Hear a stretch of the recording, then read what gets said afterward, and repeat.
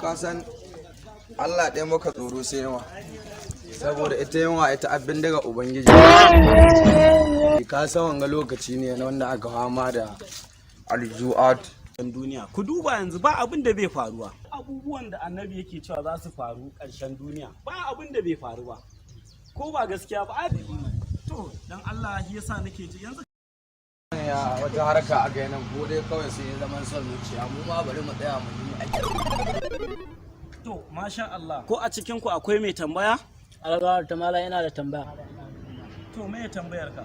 Bi a hukunci wanda shahura cikin farin wata. Subhanallahi, wannan kafiri ne kawai.